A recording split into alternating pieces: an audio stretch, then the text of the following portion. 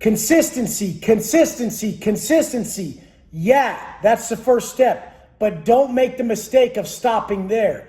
I know plenty of consistent people who are not getting, they're not getting where they're supposed to be. And they're not getting there over a long period of time.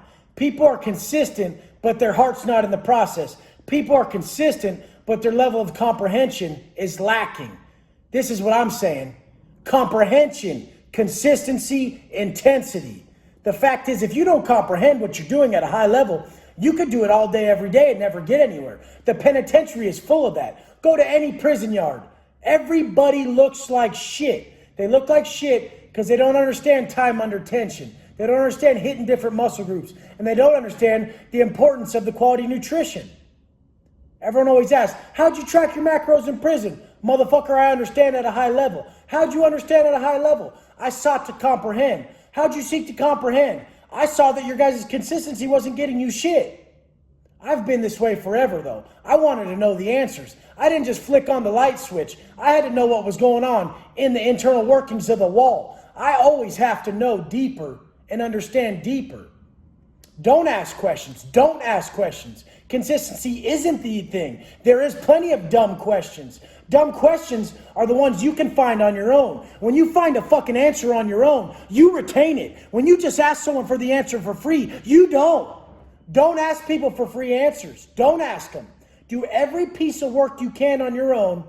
And then when you come with the proper level of work to someone like me and you say, okay, this is what I figured out on my own from what everyone else is putting down. I need the next step. This is when expertise comes into play. But you should know the framework. You should know the framework. But yes, you should come to me for someone like my own set of macros. The macros that I figured out works for most people that I use. Everybody's going to have their own specific use of macros. Everyone's going to have their own specific view on mindset. Everyone's going to have their own specific view of how to break everything down. Do not come with stupid questions. A smart, successful man has an awesome set of questions. He has a well-developed curiosity. He has a well-developed set of questions that's going to get him at somewhere. The reason that anyone gets somewhere is the questions in their head are leading them to where they want to go. If you don't have the right questions, that means you have no vision. If you have no vision, then you're just acting. And action without vision is just passing the time. And vision without action is just fucking delusion. The penitentiary is full of all this. Get on the yard. You'll see plenty of dudes who've been there 10 years and they don't look like they've been working out for 10 fucking years. This is what was shocking to me. This is why I got pissed. This is why I got people to follow me. Because I came on the yard and I've been looking like I worked out. So they wanted to know why I look different. Everything's going to be about what looks different for what you're doing. If a motherfucker's putting in 6 hours and he gets to sit at home and he's making $100,000, $200,000 a month, and you're slaving away going to work all day for $50,000 a year, you better change your fucking level of comprehension. If you've been working at that fucking job for 5 years, you better be taking the boss's fucking job. 5 fucking years there and you don't understand fucking Stater Brothers? Are you fucking kidding me? You should own that place after 5 fucking years. Every fucking day seeking to comprehend your job, your task, and what you do at a different, higher level. But what does this take? This takes 100%. You can't step up to a new variable. You can't add anything till you master the other part. When I start people off on my training and nutrition, I just say, training, macros. We'll master that, then we'll move on. Some people never move on from there. Some people never take the time to fully understand and comprehend macros. And then they think they have a problem with their plan, or they think they have a problem with their body, but really they have a comprehension issue. It's not consistency. Obviously, you have to fucking show the fuck up. Obviously, a man has to work, but his level of comprehension is going to determine his status and his success level and whether he's progressing or not.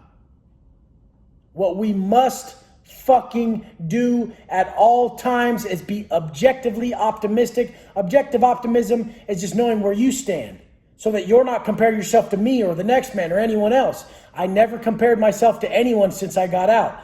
I just stayed my course and knew I was progressing. I knew my weight. I knew how I looked. I knew how much time I put into my posts, how much thought I put into everything that I developed mindset wise. I knew where I stacked up. I looked around. I was objectively optimistic. I was unbiased.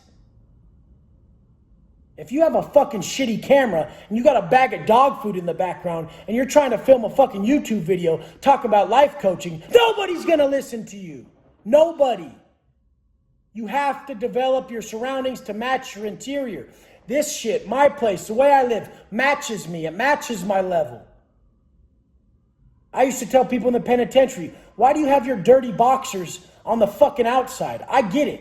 Everyone has a pair of yard boxers. Hang those on the inside and put your house boxers on the outside. The fuck would you have your dirty shit on the outside and your clean shit on the inside? That's just obvious. We all judge. A famous quote from Versace was that the best resume is an impressive physique. I mean, this dude was not lying. This dude was not lying. When I see someone well put together in the physical department, they're automatically a notch above the next man because I know what it takes. And it ain't superficial. And I know if they earned it or not. I could tell from their demeanor. I could tell from their energy if they earned it or not. That sounds crazy, but I can tell from someone's energy if they're that motherfucker who's just blessed with low body fat and a good physique, or if they're that motherfucker who earned it. I could tell from a mile away. This is what we need. This is what we seek in leaders. We can sense that shit. And like I've said before, in the information age, this age of information where the information is just flowing, it's everywhere. The leaders are going to be those that are more spiritually inclined so they can show you how to insert this knowledge. How do we insert this knowledge? Conscience congruency. What's conscience congruency? Learning to live within and listen within. Don't even listen to me. Don't fucking listen to what I say. Listen to what I'm telling you to do. The actions I'm telling you to partake in. Get up early. Go into that workout. Eat healthy. Read something good. Eat less. Eating less draws that savageness out of you. When you're hungry, you fight. When you fight for answers in your mind as well as you fight physically. When you fight physically and you fight for answers and you get wins, you believe deeper in yourself. You create the sense of pride within. When you have a sense of pride within, you have a different energy. When you have a different confidence, people are drawn to that. You got to know it's something deeper. It's always something deeper. It's none of this superficial shit. Fuck the muscles. Fuck the tattoos. That's just how I felt I needed to look. And the good thing I did, because there is a lot of superficial people out here. And the way I look stops them in their tracks. It gives me a chance to speak. So I developed a speech pattern that could help them. Because I stopped them in the tracks with the look. And then I backed it up with some talking. I backed it up with some deep speech that really hit them because I wanted to teach. I wanted to teach. This is how I keep myself in line. The biggest thing you'll ever learn is that if you ever want to keep something for yourself, if you ever want to keep something for yourself, you got to learn to give it away.